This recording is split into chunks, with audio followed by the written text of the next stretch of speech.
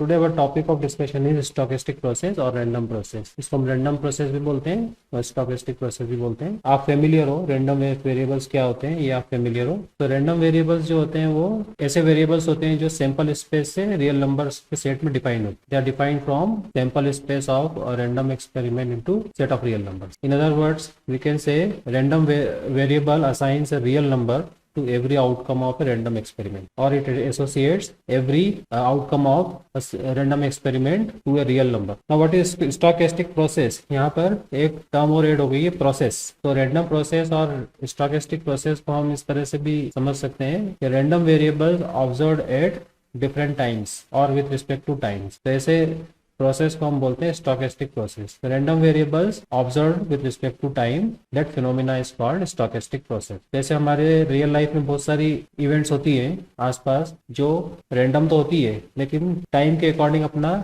Behaviour change करती और which evolves with respect to time. तो ऐसे बहुत सारे फिनोमिना है जिसको आप ऐसे रैंडम प्रोसेस और स्टोकेस्टिक प्रोसेस व्यू कर सकते हो। तो इसको हम बोलते हैं इस प्रोसेस को या फिनोमिना को स्टोकेस्टिक प्रोसेस। जो टाइम के साथ अपना बिहेवियर चेंज करे या टाइम के साथ इवॉल्व हो, ऐसे ही रैंडम वेरिएबल को हम बोलते हैं random process. So what is a random process और stochastic process? The stochastic process is a phenomena in which system evolves in time according to some probability law. Okay, तो randomness है तो probability law भी होगा वहां पर कुछ ना कुछ। तो ये सारी प्रोसेस वहां पर मिलती है आपको when there is a chance of system to change as time passes. तो चेंज होने का मतलब है कि अनसर्टेनिटी हो, उसका बिहेवियर जो है वो अनसर्टेन हो कि वो क्या बिहेव करेगा, किस तरह से बिहेव करेगा, किस तरह से इवॉल्व होगा। तो जब भी चांस ऑफ अनसर्टेनिटी होती है with respect to time, that phenomena is called stochastic process और random process. Okay, for example जैसे number of customers at a billing counter. किसी बैंक में जाओ आप and observe that number of customers at a counter.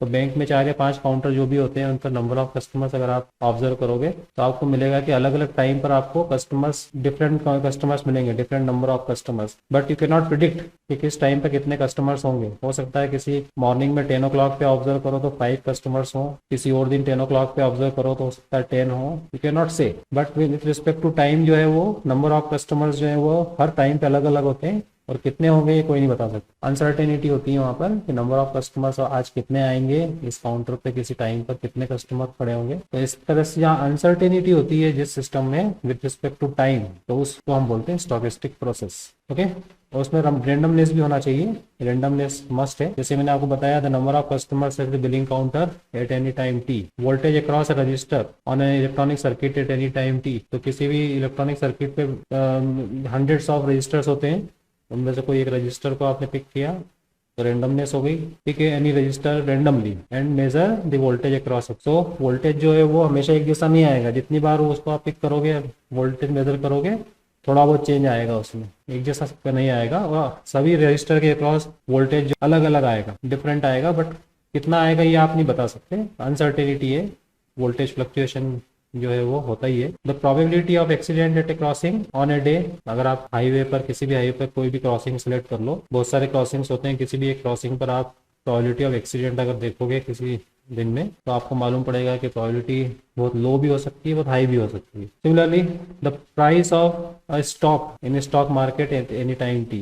तो ये भी आपको पता है कि अगर आप स्टॉक मार्केट में, जैसे अभी स्टॉक मार्केट ओपन हुआ है 9 o'clock पे, अगर आप किसी भी स्टॉक का प्राइस देखोगे तो आप बता नहीं सकते कि उसका प्राइस अभी क्या है। अभी आपने देखा और नेक्स्ट मोमेंट वो चेंज हो जाएगा, तो नेक्स्ट मोमेंट वो ऊपर जाएगा या नीचे जाएगा, यू कैन नॉट से। फिर दो हो सकता है कि आप नून में देखो, 1 o'clock पे देखा आपने, 1 o'clock पे आपने उसका प्राइस देखा तो हो सकता है कि वो ऊपर हो या नीचे हो। नोबडी कैन प्रिडिक्ट कि ये आज ऊपर जाएगा प्राइस या नीचे जाएगा, it depends on various factors. तो वो भी एक रैंडम फिनोमेना है। Pick any stock from the stock market and note down its price at that time T. तो आपको मालूम पड़ेगा कि उसका प्राइस जो है वो अनसर्टेन है, कोई भी प्रिडिक्ट नहीं कर सकता है कि ऊपर जाएगा या नीचे जाएगा। तो there is an uncertainty in stock prices. Exchange rate between currencies during an hour on a day, ये भी आपको पता है। डॉलर और रुपीज का अगर रेट देख लो तो वो हर पर आवर चेंज होता है, फ्लक्चुएट होता है। किसी दिन वो बहुत कम चेंज होता है, किसी दिन बहुत ज्यादा चेंज होता है। So every day it changes. Petrol diesel prices भी आपको पता है, every day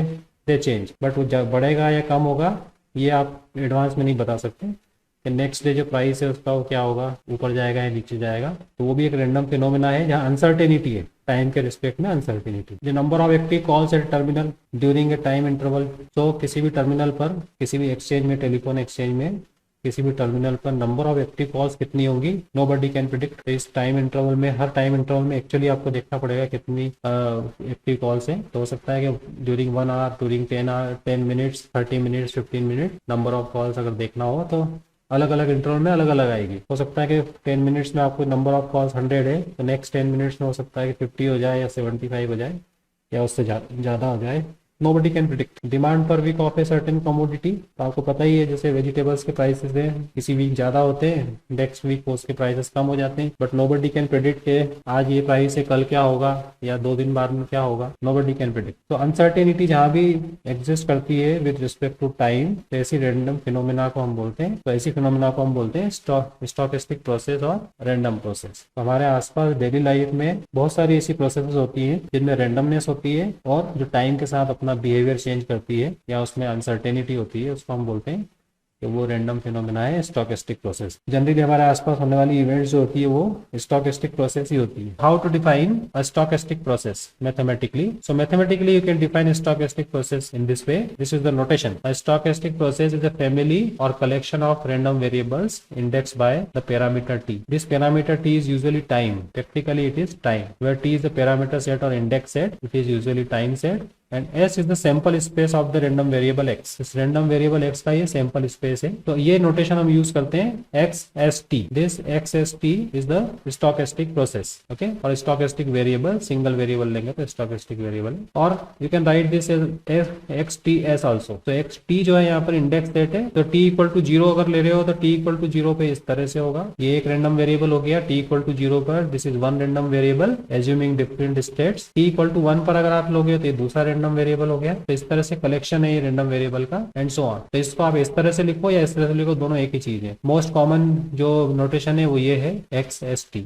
S is the element from sample space and T is from time set। तो अगर डिस्क्रीट है तो इस तरह से हो जाएगा, और कंटिन्यूस है तो हम इसको इस तरह से लिख देते हैं, और T का हम इंटरवल बता देते हैं कि T कहाँ से कहाँ तक वेरी कर रहा है। नेक्स्ट सेट जो है वो कंटिन्यूस भी हो सकता है और डिस्क्रीट भी हो सकता है। टाइम में भी डिस्क्रीट, में भी कंटिन्यूस। तो कंटिन्यूस केस होता है तो हम उसको बोलते हैं कंटिन्यूस स्टोकेस्टिक प्रोसेस। डिस्क्रीट होता है तो उसको बोलते हैं discrete stochastic process. In general ये इस तरह का कलेक्शन होता है। फॉर एग्जाम्पल जैसे किसी रैंडम एक्सपेरिमेंट के 4 आउटकम्स हैं, S1, S2, या आप मान लो ये 4 काउंटर्स है किसी बैंक में, ठीक है, इन पे कस्टमर्स आते हैं। तो किसी टाइम पर सपोज 10 o'clock पर आपने चेक किया, इनिशियली 10 o'clock पर कि S1 पे कितने कस्टमर्स हैं, हो सकता है कि 15 कस्टमर। यहाँ S2 भी हो सकता है। सिमिलरली आप 10 पर S2 भी ले सकते हो। S2 पर मान लो 8 कस्टमर्स हैं। सिमिलरली 10 पर S3 पर चेक किया आपने, हो सकता है 3 कस्टमर्स हो 10 o'clock पर, या इनिशियली जो भी है स्टार्टिंग पॉइंट 10 o'clock, उस पर आपने S4 पे चेक किया, हो सकता है कि वहां पर 7 कस्टमर्स हो। तो इनकी वैल्यूज जो है वो देखो 15, 8, 3, 7 है। इनिशियली X0 ये एक रैंडम वेरिएबल हो गया। ये रैंडम वेरिएबल कौन सी वैल्यू ले रहा है, S1, S2, S3, S4, उन पर वैल्यूज है ये 15, 8, 3, 7। फिर आपने 1 आवर के बाद में देखा तो 1 आवर के बाद में दूसरा रैंडम वेरिएबल इसको कंसीडर करेंगे हम। फिर इसकी 4 वैल्यूज हो सकती है, S1, S2, S3 and so on. सो अलग अलग टाइम पर ये इनको हम अलग अलग रैंडम वेरिएबल कंसीडर करते हैं। तो this is one random variable X0, this is another random variable at another time and so on. तो इस तरह से ये कलेक्शन ऑफ रैंडम वेरिएबल्स है स्टोकेस्टिक प्रोसेस। तो ये इस तरह से डिफाइन होता है स्टोकेस्टिक प्रोसेस। तो this is collection of these random variables index by time t। तो टाइम t से इंडेक्स होते हैं ये, ठीक है। Mathematically we define stochastic process like this. Now for each fix t it denotes a single random variable defined on s। अगर t fix कर दोगे आप तो ये सिर्फ एक रैंडम वेरिएबल हो जाएगा, जैसा भी देखा था हमने। t इक्वल टू 0 फिक्स कर दिया था तो हमारे पास S1, S2, S3, S4 पर वैल्यूज हमने फाइंड की, वो रैंडम वेरिएबल्स की वैल्यू से टाइम फिक्स कर दिया हमने। और अगर S फिक्स है मान लो तो it is just A time function. S अगर फिक्स कर दिया आपने तो ये टाइम फंक्शन हो जाता है, और stochastic realisation of the process उसको हम बोलते हैं। तो हर एक फिक्स S के लिए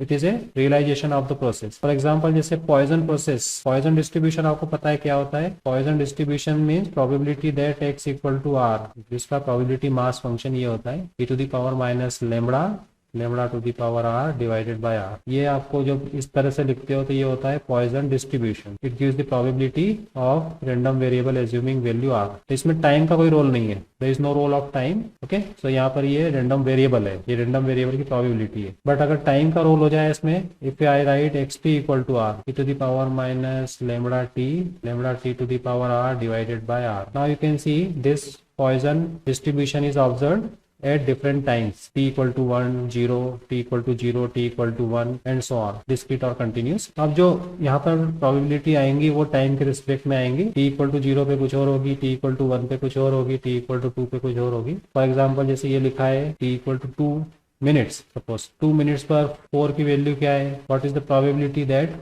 x equal to 4 at t equal to 2। तो वो इस तरह से आपको मिल जाएगा, लेमड़ा की वैल्यू कुछ होगी। सो यहाँ पर minus 2t, then this is 2t to the power 4 upon 4 factorial. Lambda जो होता है मीन होता है 2 लेमड़ा, ये दिस इज 2 लेमड़ा। तो ये जो आपके पास प्रोबेबिलिटी आएगी वो क्या है, सेकंड मिनट में या 2 मिनट्स के बाद x इक्वल टू 4 हो उसकी प्रोबेबिलिटी। सिमिलरली यहाँ टाइम t चेंज कर सकते हो, 5 मिनट्स के बाद x इक्वल टू 4 हो उसकी प्रोबेबिलिटी। तो जब टाइम का रोल है तो ये स्टोकेस्टिक प्रोसेस है, और टाइम का रोल नहीं है तो ये रैंडम वेरिएबल है। तो यहाँ टाइम फिक्स है, देखो यहाँ टाइम नहीं है तो it becomes a random variable only. Similarly यहाँ टाइम फिक्स कर दो 2, और इसके बाद में ये 4, 5, 6 या 0, 1, 2, 3 अलग फाइंड करो आप 2 को फिक्स करके, तो it becomes a random variable only. तो जब टाइम वेरी नहीं करता है, ओनली एस वेरी करता है, तो उसको हम बोलते हैं कि वो रैंडम वेरिएबल है। तो टी फिक्स है तो वो रैंडम वेरिएबल है, एस फिक्स है तो टाइम फंक्शन हो गया, वो एस को फिक्स कर दिया, या 4 फिक्स कर दो और इस तरह से फाइंड कर लो। ये 4 आपने फिक्स कर दिया, और अब डिफरेंट टाइम पर 4 होने की जो प्रोबेबिलिटी है वो हम फाइंड करेंगे। तो एस यहाँ फिक्स हो गया 4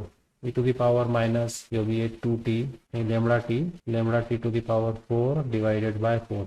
तो at different times we have to find this probability that x equal to 4। तो यहाँ पर s अगर फिक्स हो जाता है तो इसको stochastic realisation of the process बोलते हैं, कि 4 पे रियलाइज होगी process, stochastic realisation of the process. और then we refer xst as the state of the process at time t। तो ये पता है ये स्टेट ऑफ द प्रोसेस ये s1 लेता है या s2 लेता है या s3 लेता है टाइम t पर। तो इस तरह से इसको हम स्टेट्स बोलते हैं। जैसे इसने s1 एज्यूम किया है या s2 एज्यूम किया है किसी टाइम पर, S3 एज्यूम किया है। Any individual member itself is called a sample function और रियलाइजेशन ऑफ द प्रोसेस। तो इंडिविजुअल मेंबर का मतलब है t इक्वल टू 0 पर, जैसे ये है x0 s, तो यहाँ s1 सपोज हो सकता है, s1 हो सकता है, s2 हो सकता है, s3 हो सकता है, any value may be there. फिर दूसरा है t इक्वल टू 1 पर आप चेक करो, अगेन s1 s2 s3 में से कोई एक वैल्यू हो सकती है, तो इसको हम स्टोकेस्टिक रियलाइजेशन बोलते हैं या सैंपल फंक्शन बोलते हैं इसको। ठीक है, any value, it could be any value at time t equal to 0। Similarly time t equal to 1 पर it could be any value, s may be any value, s1 s2 s3 s4, इसको हम बोलते हैं realisation of the process और sample function. And these are called individual members. ये एक member है इसका स्टोकेस्टिक प्रोसेस का, ये दूसरा मेंबर है, अलग अलग टाइम पे ऑब्जर्व किए हुए रैंडम वेरिएबल्स हैं। When both s and t are varied we have the family of random variables constituting the random process. यही चीज हम आगे एज्यूम करेंगे, both S and T are varied. तो यहाँ टाइम के साथ में जो आउटकम्स हैं वो वेरी करते हैं, और उनकी वैल्यू रैंडम वेरिएबल की वैल्यू इसके अकॉर्डिंग वेरी करती है। तो दोनों फिक्स नहीं है, दोनों वेरिएबल्स हैं, दोनों कंटिन्यूस हो सकते हैं, सैंपल स्पेस भी कंटिन्यूस हो सकता है, टाइम भी कंटिन्यूस हो सकता है, या दोनों डिस्क्रीट हो सकते हैं, और one of them may be discrete and other may be continuous. ये भी हम देखेंगे आगे क्लासिफिकेशन में। तो दोनों में डिफरेंस क्या है, रैंडम वेरिएबल जो हमने डिफाइन किया था उसमें कि रैंडम वेरिएबल जो होता है it assigns A number two each outcome in the sample space. Random variable का बस इतना ही रोल है कि हमने डिफाइन किया था रैंडम वेरिएबल कैसे, सैंपल स्पेस से आर में। तो एक्स डब्ल्यू इक्वल टू हमने लिखा था कोई नंबर, ठीक है, रियल नंबर। तो इसका सिर्फ रोल था कि ये बस रियल नंबर असाइन करता है सैंपल स्पेस की इवेंट्स को, जबकि स्टोकेस्टिक प्रोसेस क्या करता है, it assigns a sample function और टाइम फंक्शन, जिसको हम टाइम फंक्शन बोलते हैं, x S t to each outcome. तो यहाँ पर रैंडम प्रोसेस जो है वो इस तरह से होती है, इसमें टाइम का भी रोल है। जैसे मैंने आपको बताया था अभी पॉइजन प्रोसेस में इस तरह से हम लिखते हैं। तो अगर टाइम नहीं होता तो ये टी यहाँ पर प्रेजेंट नहीं होता, e to the power minus lambda, lambda to the power r. तो जो भी आता है वो रियल नंबर आता, बस जो टाइम के साथ चेंज नहीं होता, फिक्स हो जाता है। तो रैंडम वेरिएबल जो होता है वो फिक्स नंबर असाइन करता है, स्टोकेस्टिक प्रोसेस होता है वो एक वेरिएबल नंबर असाइन करती है, अलग अलग टाइम पर वो वैल्यू चेंज होती रहती है। जैसे x इक्वल टू 4 होने की प्रोबेबिलिटी इस टाइम पर मान लो 0.8 है, तो नेक्स्ट टाइम पर हो सकता है इसकी प्रोबेबिलिटी 0.5 हो जाए जैसे ही टाइम चेंज हुआ। तो दोनों में डिफरेंस ये है कि एक नंबर असाइन करता है और एक टाइम फंक्शन असाइन करता है स्टोकेस्टिक प्रोसेस। फॉर एग्जांपल्स अब जैसे एक्स में हम लिखते हैं नोटेशन में, तो जैसे एक्स है probability of accident by car of brand s on a highway at any time t. So यहाँ पर एस जो है वो ब्रांड ऑफ कार है, जैसे हो सकता है फोर्ड की हो, मारुति हो, टाटा की हो, ठीक है, उससे एक्सीडेंट होने की प्रोबेबिलिटी। सो यहाँ रैंडम वेरिएबल जो भी दे रहा है वो प्रोबेबिलिटी दे रहा है। तो एस आपके पास में जो भी है वो है ब्रांड ऑफ कार, जितने ब्रांड्स हैं वो रेंडमली उस टाइम टी पर आ सकता है। कोई भी ब्रांड की कार उस टाइम टी पर आपको मिल सकती है और उससे एक्सीडेंट है या नहीं है या उसके चांसेस कितने हैं। तो पास्ट एक्सपीरियंस है या पास्ट आप देख के कि इस टाइम पर जो है इतने एक्सीडेंट्स होते हैं और ये नंबर ऑफ कार्स ज़्यादा इन्वॉल्व है। जनरली इंटरवल में देखते हैं, किसी पर्टिकुलर टाइम में तो हो सकता है कि 0 हो, तो इंटरवल मतलब डेज भी हो सकते हैं, 0 से लेकर 5 डेज में कितने एक्सीडेंट्स हुए, उसमें पर्टिकुलर ब्रांड की कार कितनी इन्वॉल्व है। क्योंकि पहले 5 डेज में हो सकता है कि प्रोबेबिलिटी मिल जाए, नेक्स्ट 5 डेज में देखो तो हो सकता है कि प्रोबेबिलिटी कम हो या ज़्यादा हो, फिर नेक्स्ट 5 डेज में देखो तो हो सकता है कि प्रोबेबिलिटी और ज़्यादा हो। तो यहाँ पर टाइम इंटरवल के अकॉर्डिंग ये प्रोबेबिलिटी चेंज होती रहेगी। So value of random variable इसमें प्रोबेबिलिटी है which changes according to time. Similarly number of customers at a billing counter as during the interval, तो टाइम कंटिन्यूसली मेजर किया है। तो इंटरवल आपने 0 to मान लो 2 आवर्स का लिया है, तो 2 आवर्स में नंबर ऑफ कस्टमर्स कंटिन्यूसली जितने कस्टमर आ रहे हैं वो सब काउंट करना है। फिर नेक्स्ट 2 आवर्स में 2 to 4, फिर उसमें देख लिया आपने 0 to 2, फिर उसके बाद नेक्स्ट 2 आवर्स में देखा आपने कितने कस्टमर्स हैं एंड सो ऑन। टाइम के अकॉर्डिंग चेंज होते रहेंगे। पहले 2 घंटे में हो सकता है कि कस्टमर्स 50 कस्टमर्स हो, नेक्स्ट 2 आवर्स में हो सकता है कि वो 20 हो, फिर नेक्स्ट 2 आवर्स में हो सकता है कि फिर से वो 75 हो जाए। तो टाइम के अकॉर्डिंग इंटरवल चेंज होगा, वैसे ही वो वैल्यू चेंज हो जाएगी। Similarly voltage across a register, ये मैंने आपको बताया। ये भी strength of signal at distance s from mobile tower at time t. So ये भी पता है आपको कि स्ट्रेंथ ऑफ सिग्नल जो है वो चेंज होती रहती है। मोबाइल फोन में भी आप देखोगे तो सिग्नल कहीं पर किसी प्लेस पर अच्छे आते हैं और नेक्स्ट मोमेंट या 5 मिनट बाद या 10 मिनट बाद आप देखते हो कि उसी जगह पे सिग्नल जो है वीक हो जाते हैं। तो यू कैन नॉट प्रिडिक्ट कि इस जगह अच्छे सिग्नल आते हैं, कई बार आते हैं कई बार नहीं आते। The number of patient suffering from a disease as arrived in the interval 0 to T at a doctor's clinic. तो किसी डॉक्टर क्लिनिक पे किसी इंटरवल में कौन सी डिजीज से ज़्यादा पेशेंट आएंगे वो आप प्रिडिक्ट नहीं कर सकते। फिजिशियन की बात कर रहे हैं यहाँ पर, स्पेशलिस्ट डॉक्टर की नहीं। तो फिजिशियन के पास में कई तरह के पेशेंट्स आते हैं, कफ एंड कोल्ड वाले भी आते हैं, कुछ फीवर वाले भी आते हैं। किसी फिजिशियन के पास इस इंटरवल में किस डिजीज से कितने पेशेंट्स आएंगे ये भी एक रैंडम प्रोसेस है। किसी दिन कफ एंड कोल्ड के ज़्यादा आते हैं, किसी दिन फीवर के ज़्यादा आते हैं, किसी दिन हो सकता है कि दोनों के ही नहीं आए, किसी और चीज़ के आ जाए। The number of active calls phone calls during the interval at terminal t terminal s. तो किसी टेलीफोन एक्सचेंज में बहुत सारे टर्मिनल होते हैं, तो रेंडमली किसी टर्मिनल पे देखा इस पे कितने एक्टिव कॉल्स हैं, तो वो अलग अलग टर्मिनल पे अलग अलग होंगी और टाइम चेंज होता रहेगा, तो उस टर्मिनल पे कॉल्स भी चेंज होती रहेगी। दोनों चीज़ें हैं, टर्मिनल चेंज करोगे तब भी नंबर ऑफ कॉल्स डिफरेंट आएंगी और किसी एक टर्मिनल पे टाइम चेंज करोगे तब भी डिफरेंट नंबर ऑफ कॉल्स आएंगे। Score s in a football match, अगर एक्स एस टी आपने स्कोर एस लिया, where s is this x y, x is the score of first team, y is the score of second team and t is from 0 to 90 minutes का होता है। तो किसी time पर आप में ऑब्जर्व करो इंटरवल में, तो हो सकता है कि स्कोर हो 2-1, फर्स्ट टीम ने 2 गोल्स किए और सेकेंड टीम ने 1 किए। नेक्स्ट टाइम पे हो सकता है कि इनमें चेंज हो जाए, ये 3-2 हो जाए। नेक्स्ट टाइम में चेंज किया तो ये हो सकता है कि ये 3-5 हो जाए, हो सकता है कि चेंज हो। In a football match at any time t is between 0 and 90। तो ये भी आप देख रहे होंगे, ये भी स्टोकेस्टिक प्रोसेस की तरह व्यू कर सकते हैं हम। तो स्टोकेस्टिक प्रोसेस हम देखते हैं किसी भी फिनोमिना को ये स्टोकेस्टिक है तो हम उसको स्टोकेस्टिक की तरह व्यू कर सकते हैं। नोबडी कैन प्रिडिक्ट, कोई प्रिडिक्ट कर सकता है क्या कि मैच स्टार्ट हुआ तो नेक्स्ट 15 मिनट्स में कौन सी टीम पे गोल हो जाएगा, स्कोर 0-1 होगा या 1-0 होगा? Can you predict in the first half या फर्स्ट 15 मिनट्स? कोई भी प्रिडिक्ट नहीं कर सकता है। तो इन this way it is stochastic process. हो सकता है 0-0 हो स्कोर, दोनों को स्कोर 0-0 हो। The number of claims made due to disease as at time T. तो किसी भी इंश्योरेंस कंपनी में आपको पता है कि किसी ईयर में टी अगर ईयर्स में ले लो तो जनरली होता है कि नंबर ऑफ क्लेम्स किस पर्टिकुलर डिजीज से कितने आ रहे हैं। कई बार हार्ट डिजीज से ज़्यादा क्लेम्स आते हैं किसी इंटरवल में। ओके, मंथली अगर लेगा या वीकली, ये टी अगर वीकली है तो वीकली ऑब्जर्व कर किया जाता है कि कौन सी डिजीज ऐसी है जो ज़्यादा क्लेम्स आ रहे हैं। तो ये number of claims due to disease हर वीक में चेंज होता है। इस वीक में हो सकता है हार्ट पेशेंट के ज़्यादा क्लेम आए हो, नेक्स्ट वीक में हो सकता है कि वो किसी और डिजीज से ज़्यादा क्लेम हो। तो it depends on time, listed disease में से कौन सी डिजीज से ज़्यादा क्लेम आ रहे हैं वो हर वीक में चेंज होता है फिगर। जैसे टाइम चेंज हुआ फिगर चेंज हो जाएगा। The exchange rate between currencies, आज करेंसी का एक्सचेंज रेट आप जाके पता करोगे कुछ और मिलेगा, कल जाके देखो तो कुछ और मिल जाएगा आपको। ये आगे मार्को चेन में हम डिस्कस करेंगे। The probability of A machine assuming state one state from the other, तो ये आगे हम डिस्कस करेंगे एग्जाम्पल। तो ये कुछ फिनोमिना है जो आप एज ए रैंडम वेरिएबल या रैंडम प्रोसेस व्यू कर सकते हो। यहाँ पर सबसे इंपॉर्टेंट चीज़ है टाइम, बस टाइम के साथ अगर उस रैंडम वेरिएबल की वैल्यू चेंज हो रही है then the random variable is called random process और स्टोकेस्टिक प्रोसेस। चेंज नहीं हो रही है तो वो रैंडम वेरिएबल है, टाइम का कोई रोल नहीं है तो रैंडम वेरिएबल। ये मैंने आपको बताया if S and T are fixed, अगर टाइम ये टाइम और ये दोनों आउटकम दोनों फिक्स हो तो it is just a number which does not change, constant number होगा अगर दोनों फिक्स है तो। If T is fixed then it is a random variable, अगर टी का कोई रोल ही नहीं है तो ये सिर्फ random variable. If S is fixed then it is a single time function, तो इसमें एस का अगर कोई रोल नहीं है तो एस फिक्स कर दो आप, और टाइम टी पर तो फिर ये टाइम टी का ही फंक्शन बन जाएगा।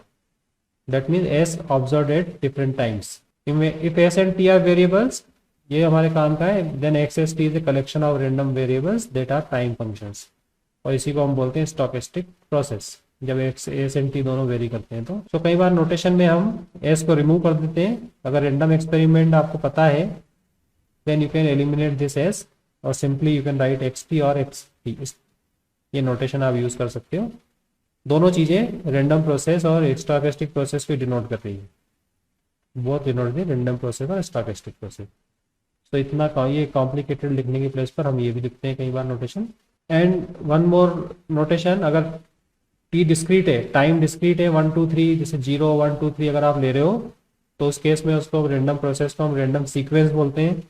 And this is the notation we use index set में।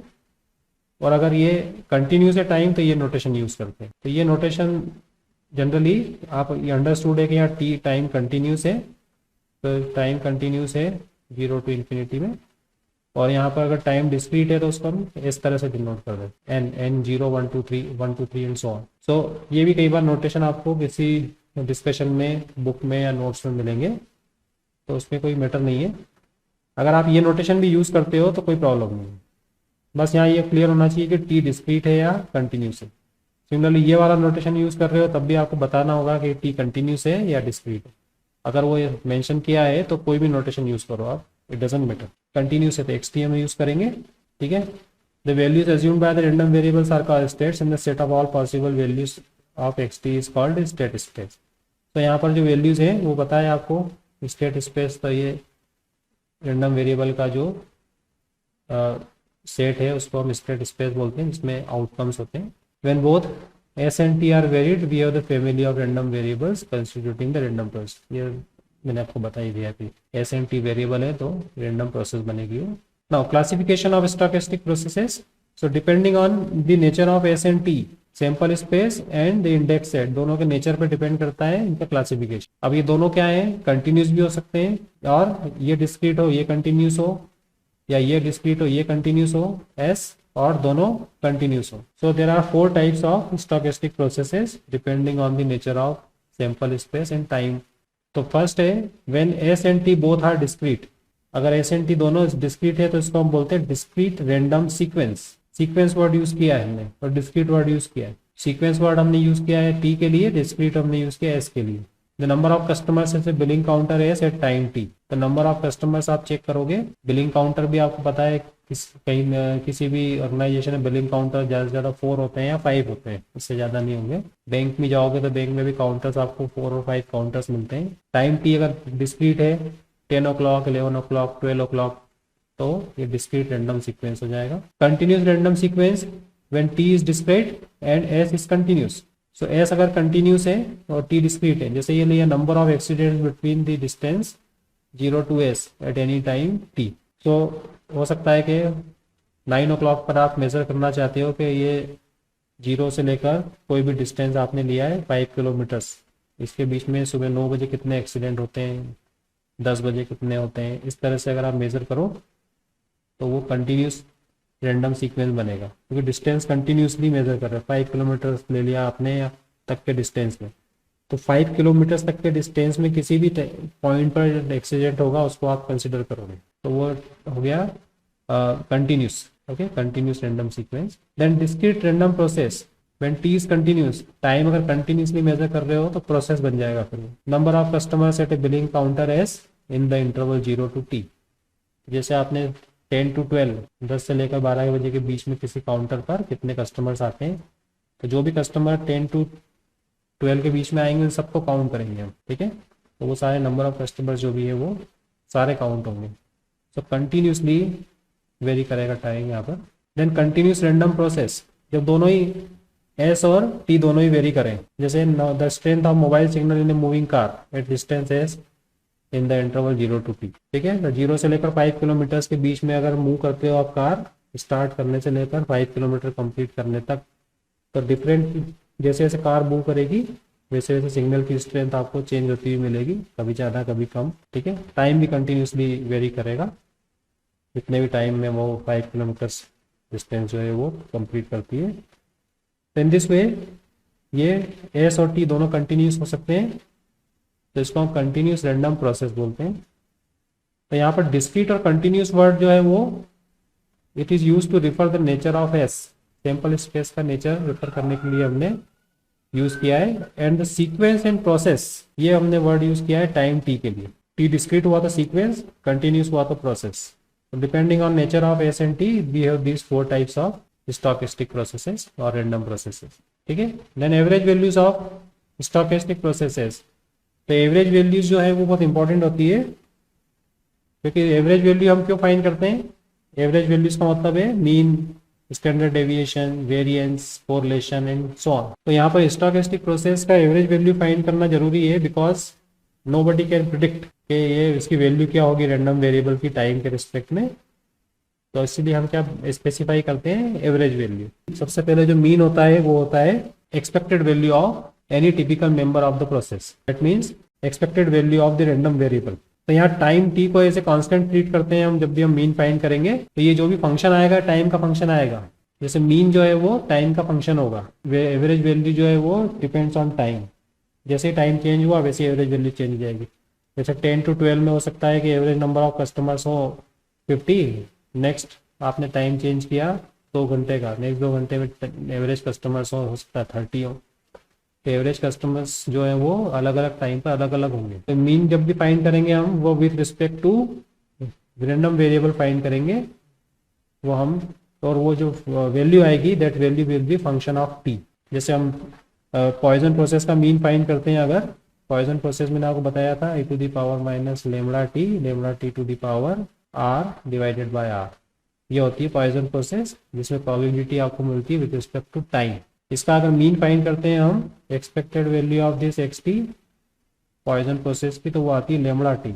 सो lambda T is the mean value of this process Poisson process, and this depends on time, T equal to 0, 1, 2, 3 इन सब पे अलग अलग तरह वैल्यू आएगी। तो टाइम का फंक्शन आती है, कई बार ये कांस्टेंट आ जाती है, कांस्टेंट भी आ सकती है। तो ये डिपेंड करता है कि ये प्रोसेस कैसी है आपकी। कई प्रोसेस ऐसी होती है जिनका मीन कांस्टेंट होता है, जैसे साइन वेव देखी होगी ना आपने, साइन वेव कोसाइन वेव आपने देखी है। तो साइन वेव का शेप मालूम है कि 0 से लेकर 2 पाई के बीच में जो शेप है वही 2 पाई से 4 पाई के बीच में होता है। तो 0 से 2 पाई में इसका जो मीन निकालोगे आप इस वेव का, वही 2 पाई से लेकर 4 पाई के बीच में मीन रहेगा। मीन हमेशा कांस्टेंट रहेगा उसका। जिस पीरियोडिक प्रोसेस जो होती है, पीरियोडिक प्रोसेस में मीन हमेशा कांस्टेंट हो जाता है, क्योंकि वो रिपीट होती रहती है, आप वापस वही वैल्यूज रिपीट होती है। तो आगे देखेंगे हम। Then autocorrelation, the autocorrelation function, this is the expected value of the product of 2 members xt1 and xt2। तो 2 अलग अलग मेंबर्स का प्रोडक्ट का मीन निकालेंगे तो उसको ऑटो कोरिलेशन बोलते हैं। इसको ऐसा भी लिख सकते हैं हम x1 x2t x2s, ऐसा भी बोल सकते हैं।